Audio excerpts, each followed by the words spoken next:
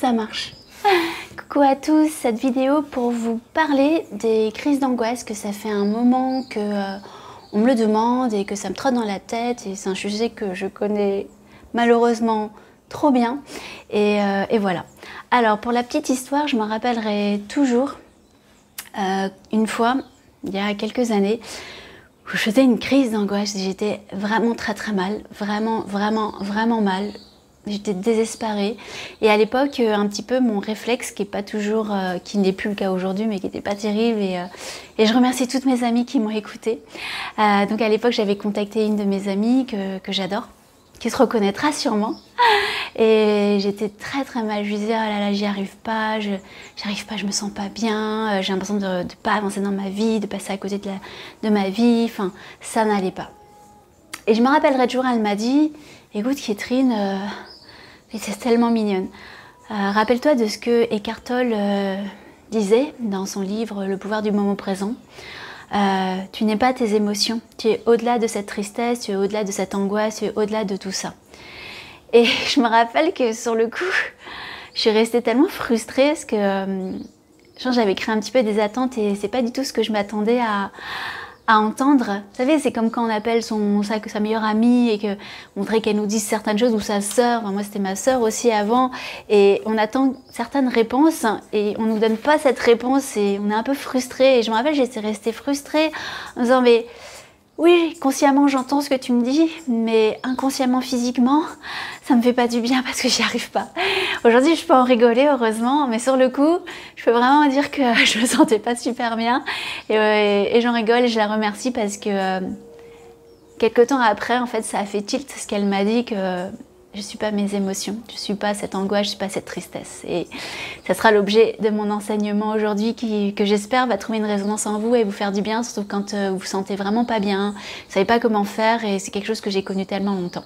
Et effectivement, j'ai tenu tellement longtemps, je pense qu'à l'époque, quand on me posait la question, peut-être même aujourd'hui, comment je me sentais, ben, j'expliquais aux gens que je me sentais angoissée depuis la nuit des temps, depuis ma naissance. Enfin bon, c'est un peu exagéré, mais aussi loin que ma conscience peut se porter, j'avais cette impression d'être née angoissée, de toujours imaginer le pire, de toujours anticiper le pire, de toujours vraiment me dire bah, j'ai pas le droit au bonheur en fait.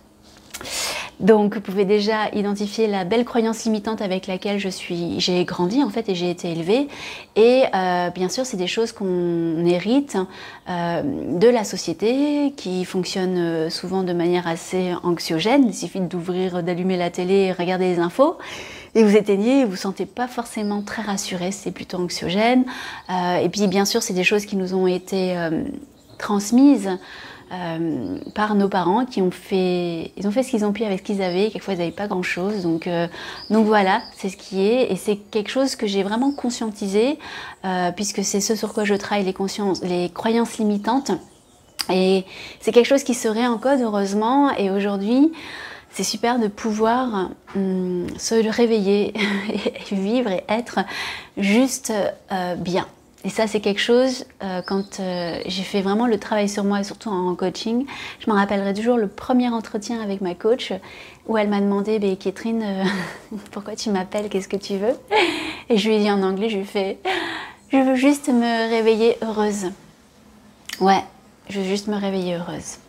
Alors, les crises d'angoisse, c'est quelque chose que j'ai bien connu. Et aujourd'hui, en fait, et depuis toujours, en fait, les élèves du yoga en premier, et maintenant les élèves du coaching, me contactent toujours pour me demander comment faire, pourquoi les angoisses, et comment faire pour les transcender, comment faire pour les transcender, en fait.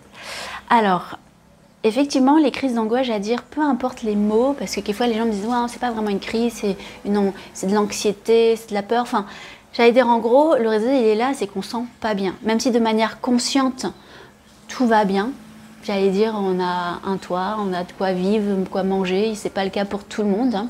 On est plutôt en sécurité d'un point de vue physiologique, besoin de base. Il n'y a personne qui nous poursuit, il n'y a personne qui essaye de nous tuer. Ça va bien de manière consciente, mais par contre inconsciemment, physiquement, quand on commence vraiment à s'écouter, ben on sent de la tachycardie, des palpitations, le cœur qui bat, une respiration courte, on a du mal à respirer, on ne se sent pas bien, on a plein la tête, on n'arrive pas à dormir, c'est souvent ce qui revient, des insomnies injustifiées. Bref, ça va pas.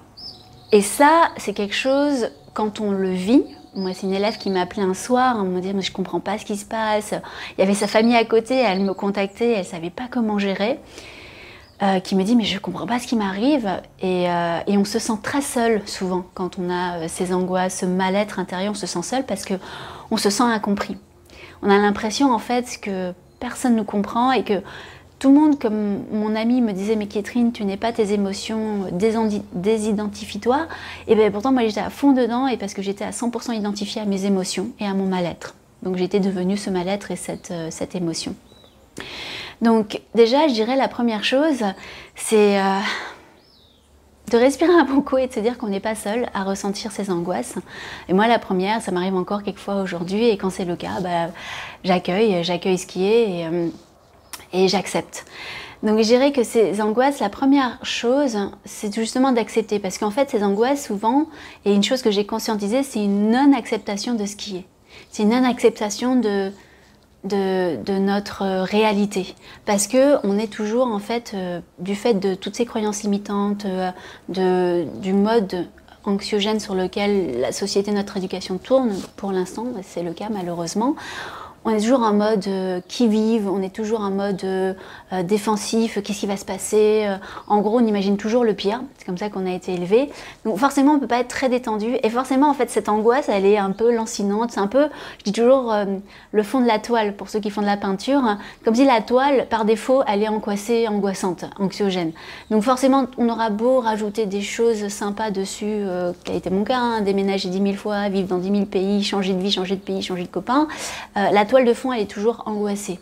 Donc déjà c'est prendre conscience de cette réalité, qu'on n'est pas seul aussi dans cette angoisse et peut-être changer la toile de fond. Et la toile de fond pour la changer c'est le réencodage des croyances limitantes et ça vous savez c'est mon truc, le truc qui a marché et ce en quoi je crois profondément et je vois sur les élèves c'est ce qui marche, c'est de réencoder cette croyance limitante de la vie c'est angoissant, c'est dur, on est toujours un peu en danger, on imagine toujours le pire, donc c'est apprendre à réencoder tout justement ce subconscient, ces croyances limitantes vers des choses beaucoup plus positives, plus fraîches, plus optimistes en fait et pleines de foi et d'espoir.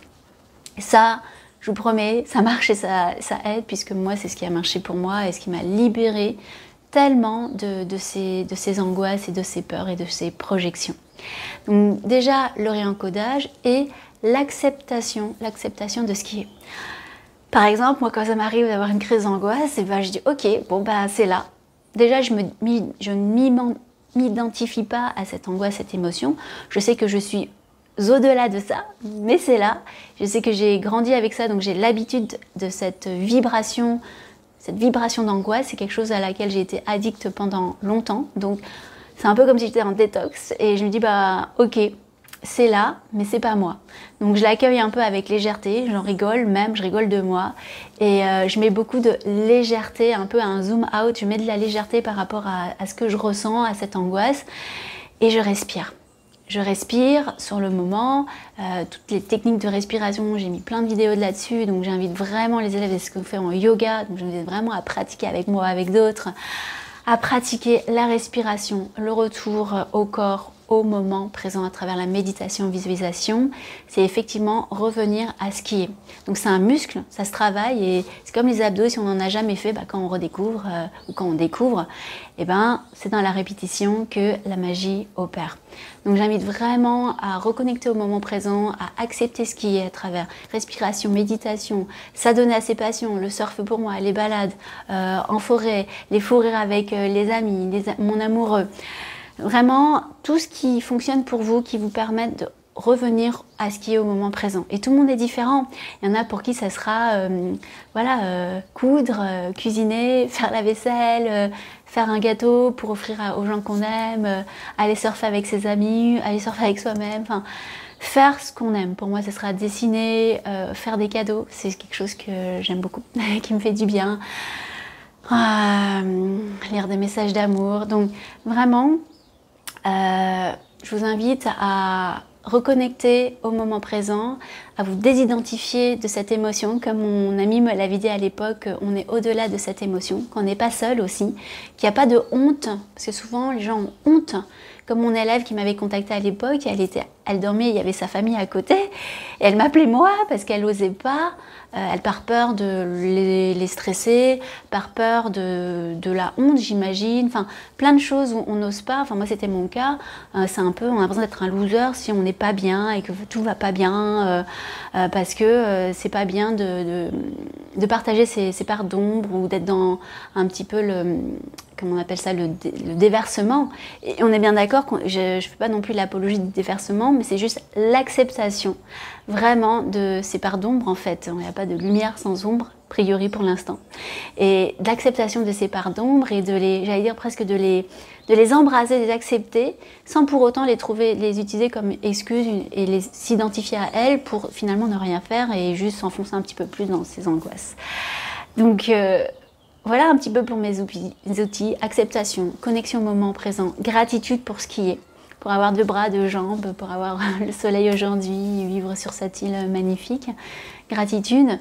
Et j'allais dire exercice, ça veut dire je pratique, oui la pensée positive ça se pratique parce que c'est pas naturel, on n'a pas été élevé comme ça, et on s'exerce un petit peu tous les jours à travers les différentes pratiques. Donc moi je partage évidemment celles qui résonnent en moi, les passions, le surf, la méditation, les fous rires, mais il y en a plein d'autres et voilà. J'espère que cette vidéo a trouvé une résonance et vous donne quelques outils, quelques indices pour tout justement peut-être déjà conscientiser l'angoisse et la transcender. N'hésitez pas à mettre des commentaires, continuez à m'envoyer les messages comme vous le faites pour les sujets à aborder, c'est toujours un plaisir de me sentir utile. Et voilà, et donc je vais faire un prochain atelier chemin de vie là-dessus, online pour ceux de métropole et en présentiel à la maison pour ceux de Martinique, comme j'adore toujours vous accueillir. Et envoyez-moi un petit message si vous êtes intéressés. Je vous embrasse fort et merci beaucoup pour avoir écouté.